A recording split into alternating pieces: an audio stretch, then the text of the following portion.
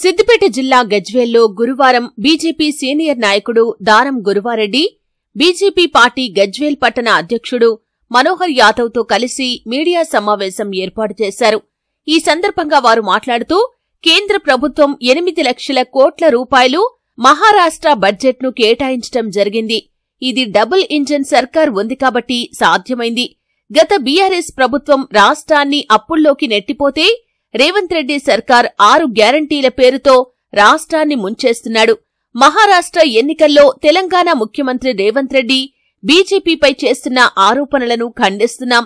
తెలంగాణలో ఏవైతే మోసపూరిత హామీలు ఇచ్చి అధికారంలోకి వచ్చిందో ఈ కాంగ్రెస్ ప్రభుత్వం, మహారాష్ట్రలో కూడా అదే మోసపూరిత హామీలు, అసాధ్యపు హామీలు ఇవ్వటం మహారాష్ట్ర ప్రజలు పసిగట్టారు.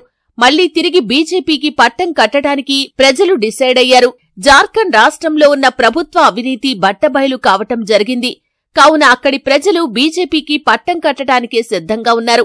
తెలంగాణ ఉద్యమంలో ఉద్యమ ద్రోహిగా ఉన్న రేవంత్ రెడ్డి ఈనాడు ఉద్యమంలో తెలంగాణ పోరు యాత్రతో ఉద్యమాన్ని ముందుకు నడిపిన కిషన్ రెడ్డి మీద అవాకులు పేల్చటం రేవంత్ రెడ్డికి తగదు. తెలంగాణ ఉద్యమంలో 1200 మంది అమరులు త్యాగాలు చేసినప్పుడు నువ్వు ఎక్కడ ఉన్నావని ఆంధ్రా నాయకుల పంచన ఉండి నువ్వు కేంద్ర మంత్రి, బీజేపీ రాష్ట్ర అధ్యక్షులు కిషన్ రెడ్డిని విమర్శించటం సిగ్గుచేటని అన్నారు. ఈ కార్యక్రమంలో బీజేపీ సిద్దిపేట జిల్లా ఉపాధ్యక్షులు కుడిక్యాల రాములు, బీజేపీ గజ్వేల్ పట్టణ ఉపాధ్యక్షుడు మడుగురి నరసింహ ముదిరాజ్, చెప్యాల వెంకటరెడ్డి తదితరులు పాల్గొన్నారు. నిన్న మనం చూస్తున్నాము, ఏదైతే మహారాష్ట్ర, జార్ఖండ్ పోల్స్ సంబంధించిన ఎగ్జిట్ పోల్స్ లో ఎన్డీఏ ప్రభుత్వం ఫామ్ కాబోతున్న ఏదైతే రిపోర్ట్స్ మనకు వచ్చినవి ఖచ్చితంగా నిజం కాబోతున్నది. అంతకు ముందు రోజు వరకు కూడా కాంగ్రెస్ పాలించిన రాష్ట్రాల్లో ఏ విధంగా అయితే అభూత కల్పనలతోటి, అబద్ధపు ప్రచారాలతోటి, అబద్ధపు ప్రామిస్లతోటి కర్ణాటక కావచ్చు, హిమాచల్ ప్రదేశ్ కావచ్చు, మనం ఎటువైతే కొన్ని ఇప్పుడు ఇక్కడ తెలంగాణ కూడా చూస్తున్నాం. కాంగ్రెస్ ప్రభుత్వం ఏదైతే ప్రామిసెస్ చేసిందో గ్యారంటీల పేరుతోటి మొత్తం కూడా అవన్నీ ఫెయిల్ అయినాయి.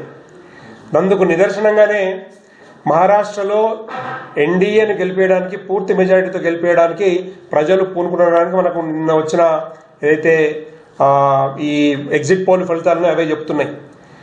కానీ ఒక విషయం ఏం చెప్పదలుచుకున్నామంటే, రేవంత్ రెడ్డి గారు మొన్న వరంగల్లో ఏదైతే సభ పెట్టి నరేంద్ర మోదీ గారి మీద, కిషన్ రెడ్డి గారి మీద, బీజేపీ ప్రభుత్వం మీద అవాకులు చెవాకులు అన్ని అబద్ధాలు ఎట్లయితే మాట్లాడిండో వాటికి మా నాయకులందరూ కూడా మూతోడు జవాబు చెప్తూనే ఉన్నారు. అందులో భాగంగానే ఇవాళ కూడా కొన్ని విషయాలు మళ్ళీ గుర్తు చేయదలుచుకున్నాం.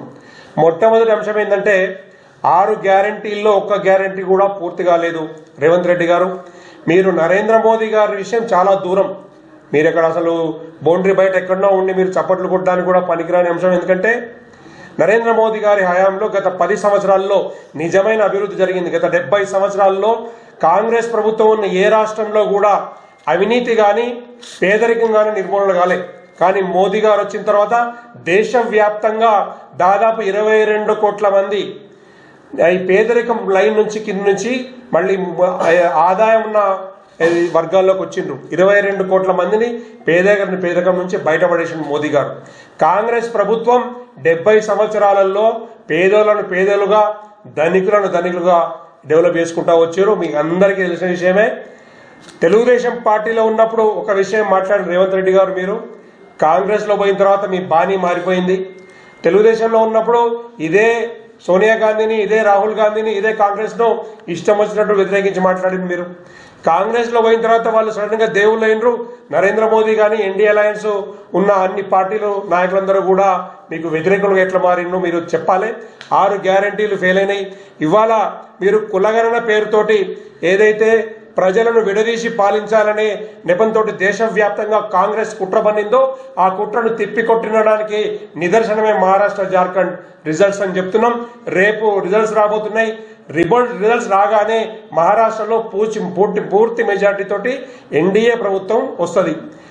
కేవలం మహారాష్ట్ర ఎకానమీకి సంబంధించి $1 ట్రిలియన్ ఎకానమీని మన నరేంద్ర మోదీ గారి ప్రభుత్వం ప్రణాళిక సిద్ధంగా ఉన్నది. అంటే దాదాపు 8 లక్షల కోట్ల సంబంధించిన అభివృద్ధి ఉట్టి మహారాష్ట్రలో చేయడానికి ప్రణాళిక సిద్ధంగా ఉంది. కాంగ్రెస్ ప్రభుత్వంలో చెప్పుకోవడానికి ఒకటైనా అభివృద్ధి పథకం ఉన్నదా? 22 కోట్ల మందిని మోదీ గారు పేదరికం నుంచి బయటపడేసిన నేను చెప్తున్నా, మా పార్టీ చెప్తుంది, మా దగ్గర లెక్కలు ఉన్నాయి, ప్రభుత్వం లెక్కలు ఉన్నాయి. మీ దగ్గర ఉన్న లెక్కలు 10 మందిని మీరు పేదరికం నుంచి బయటపడేసిన దాఖలాలు ఏమైనా ఉన్నాయా? ఎందుకు మీరు మోదీకి వ్యతిరేకంగా మాట్లాడుతున్నారు? కిషన్ రెడ్డిని గారు పట్టుకొని మీరేమన్నారు? తెలంగాణ వ్యతిరేకని మాట్లాడారు. మీకు ఒక విషయం గుర్తు చేస్తున్నా, తెలంగాణ ఉద్యమం మొత్తం జరిగిన కాలంలో ఏ రోజు కూడా తెలంగాణ ఉద్యమంలో ఒక్కసారి జై తెలంగాణ అని మాట్లాడిన రేవంత్ రెడ్డి, తెలంగాణ ఉద్యమ కాలంలో 1200 మంది ప్రాణాలు బలికొనడానికి కారణమైన సోనియా గాంధీ ఏదైతే డిసిషన్ వాపస్ తీసుకున్నదో ఆ 1200 మంది ప్రాణాలు తెలంగాణ ప్రభుత్వం తెలంగాణ వచ్చిన తర్వాత ఏదైతే అందరికీ మేము ఆపన్నహస్తం ఇస్తాం, ఇళ్లు కట్టిస్తాం, ఉద్యోగాలు ఇస్తాం, ఇంటికి ఉద్యోగం ఇస్తున్న కేసీఆర్ ఏ విధంగా అయితే మోసం చేసిండో అదే విధంగా మీరు కూడా తెలంగాణ ఉద్యమం వ్యాప్తంగా కూడా ఏ రోజు కూడా తెలంగాణ ఉద్యమంలో మొత్తం టీడీపీలో ఉన్నాం. తెలంగాణ ఉద్యమం అంతా జరిగింది చంద్రబాబు నాయుడు అప్పుడున్న ఆంధ్ర పాలకులకు వ్యతిరేకంగా, టీడీపీకి వ్యతిరేకంగా జరిగింది. మీరు మాత్రం అప్పుడు టీడీపీలో ఉన్నారు.